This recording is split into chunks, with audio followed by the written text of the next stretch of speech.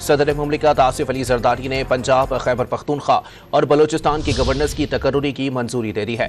मजीद तफसीलात जानते हैं डॉन न्यूज़ इस्लामाबाद के चीफ रिपोर्टर सनाउल्लाह खान से। सनाउल्लाह, बताइएगा पंजाब के पी और बलोचिस्तान में किन किन शख्सियात को जिम्मेदारी दी जा रही है?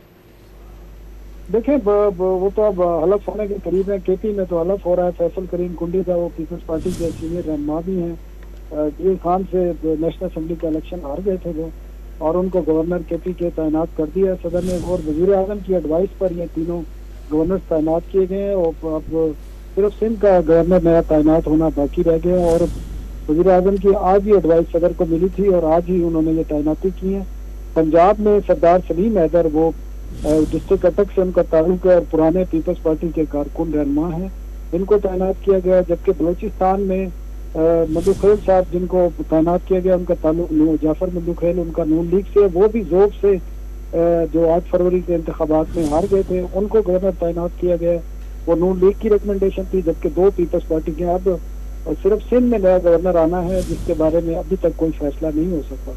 जी, बहुत शुक्रिया सनाउल्लाह खान अपडेट करने के लिए।